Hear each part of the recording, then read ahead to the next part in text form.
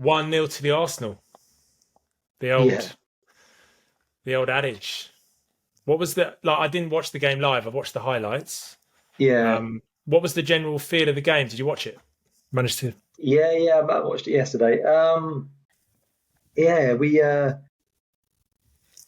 I guess again, I think we're kind of a bit similar to the Forest game, really, in a way, in terms of we're not at our like free flowing best. I would say we're still kind of seems like Arteta's still trying to like work things out in terms of like I guess his best team, and a lot of the players are still learning their new roles. So yeah, I mean we controlled the first half in terms of like possession and stuff, and then obviously we got the goal from the penalty spot in the second half, and we were pretty comfortable until Tomiyasu got sent off, and then it kind of became really nervy in the second half, and I was actually I was like standing up for like the last 5 minutes because it was so nervy.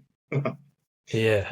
To um, be, I watched the highlights, and um, 3/4 of the highlights was just Arsenal attacking, mm, and then the last minute of highlights was just this chaos in your penalty box, like yeah, of Crystal Palace just trying to score. It just looked like it did look like the last part of the game was a bit chaotic for you.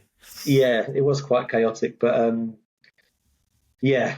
I mean, and going back to what you said about like the again, it was similar. We were having a lot of possession, but we didn't have that many chances. And Nketiah hit the post. He sort of created a good chance for himself, but then he missed an easier chance when he sort of hit it just over the bar. So yeah, we're not quite sort of like if compared to a year ago, this time last year, we really came flying out of the blocks. We were amazing in the Mm. first few months of the season. So it's kind of a bit different this time. But I guess again, like going back to what I said about Forest, it doesn't really matter as long as we're kind of like winning, picking up the points. I do think that we are gonna start playing better.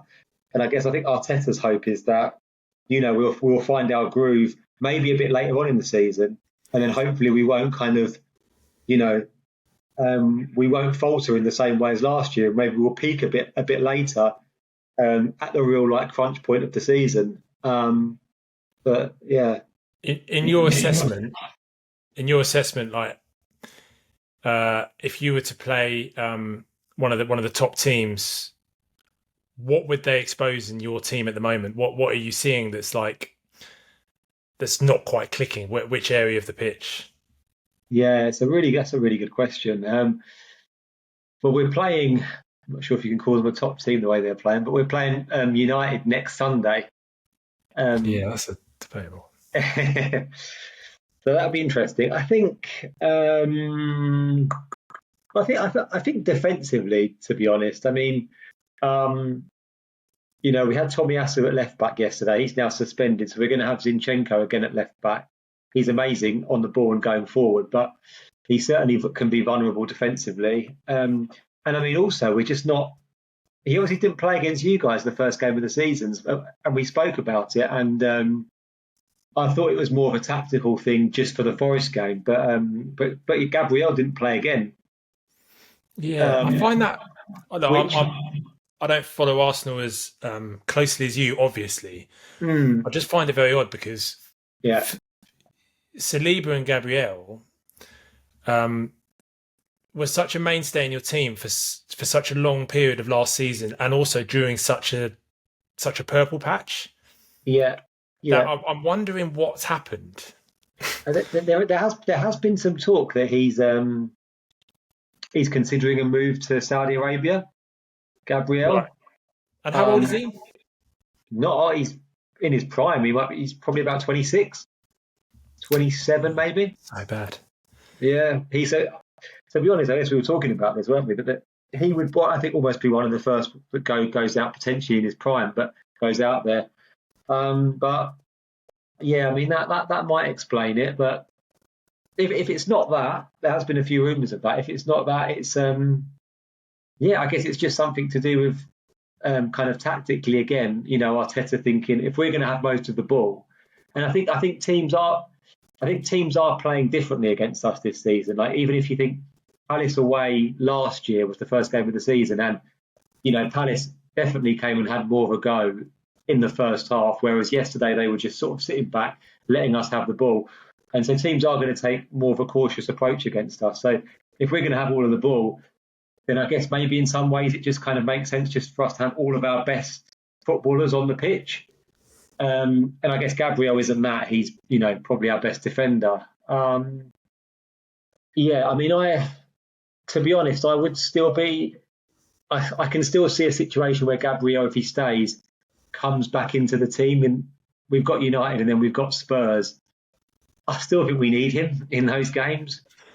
Yeah, maybe just sort of hypothesis. Like maybe it's a case of against your Crystal Palaces and your Forests and whatnot. He does sacrifice Gabriel, and then against Liverpool, Man City, Man United, he reverts back to Saliba and Gabriel and more towards what you were playing last season. It just seems a little bit odd. I don't know.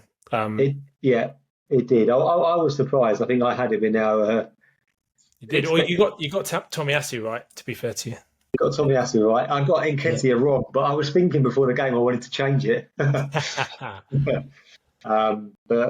yeah. But what did you think of? Did you see Tomiyasu's red card? I mean, I thought that was one of the harshest sendings off I've ever seen. To be honest, well, I don't know if I'm being biased, but what do you think? Well, if you watch it full speed, live, then you think yellow card all day. But in you watch it back and he doesn't touch him at all.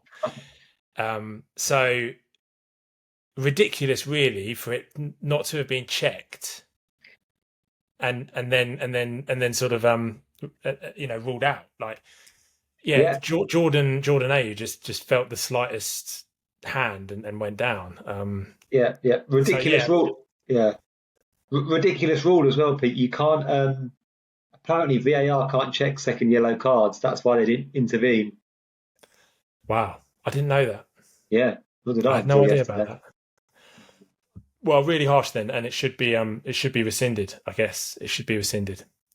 But to be fair, if that's the case, then I don't blame the ref, because at full speed, it was brilliant acting by A. And the kind of scenario of the attacker getting away from the defender and the defender pulling back the attacker is such a common thing you see that you just assume that's what Tomiyasu's done. So, given that I've just learned that VAR can't even check that, I don't necessarily blame the referee, because I think it's almost like he assumed that's what Tomiyasu had done. Yeah, you're right. And when I was first watching it, I was a bit like, he's probably been a bit silly there. It was only when I saw the replay that I was like, he pulled off, didn't he? He was going to do it. Yeah, he was. Yeah. And the funny thing was, Kai Havertz literally almost pulled someone's shirt off a couple of minutes later and didn't even get a yellow card. It's so frustrating, isn't it? So frustrating. Yeah. How did Tomiyasu do? Like, was he generally okay in the match? And Tomiyasu was fine. I think he was fine. He hasn't quite got the like technical ability or like fluidity, I would say, that someone like Timber has, or even Zinchenko as well. So he's an amazing defender, but I guess he does have limitations in terms of sort of going forward and stuff. So it feels like a stopgap, him playing there. Luckily, Zinchenko came on anyway. Zinchenko is back, so he'll be playing on Saturday, I'm sure. But yeah, I mean, look, good win, and I thought it'd be a close game, and it was. You just got to get Selhurst Park, especially. I feel like it'd be so much easier to play them on like Saturday midday or Saturday 3 o'clock rather than like a nighttime game. It feels so much more difficult. Yeah. So just happy to get the 3 points, really, mate, to be honest. Yeah, it's a big 3 points. Could easily have gone wrong. I've read a few things about Rice. Apparently he put a good shift in, good performance from him, promising stuff. Yeah, Um, yeah, he played well. He played a lot. I think the first game against you guys, he was keeping things safe, wasn't he? yeah, Predominant, even though he nearly scored a couple of times. yeah, Um, but whereas yesterday he came into his own a bit more. Yeah, he was like sort of driving a bit more through midfield, like throwing a few like diagonal passes and stuff. mm. Um, so yeah, hopefully more to come, mate. Um, yeah, Good stuff. So that's 3 points all round for Come On You Reds. yeah, yeah. Good Long may it week. continue. We've got Man United next. Oh, that should be an easy 3 points. Who have you got? Fulham at home. Fulham at home. Should be 3 points. Should be. Did they get, yeah, they got beat, didn't they? 3-0 by Brentford. Yeah, Yeah. they did. At home as well. Yeah. No Mitrovic either. Weirdly, it's so strange, the psychology of football, but I feel more comfortable about playing Man United than I did building up to Sheffield United. So we'll see. Is But it, I'm it's, looking it's, forward to it. it's away, presumably, at Old Trafford. Yeah. That's why, I guess. Pressure's off, isn't it, It's really? just pressure's off, nothing to lose. They look a little bit all over the place at the moment. Uh, I can just see our style of play, our counter-attacking football, just catching them out. Hmm. But we'll see. Now I've said that, we'll lose 4-0, no doubt. But Preview's coming, though. Preview coming, guys, isn't the it, for preview's those coming. I'm ones? not going to give too much away. All right, we'll leave it there, shall we? Yeah, perfect. Cool, man. Cool. And we'll see you for the previews later in the Then. week. Cheers, guys. See you soon.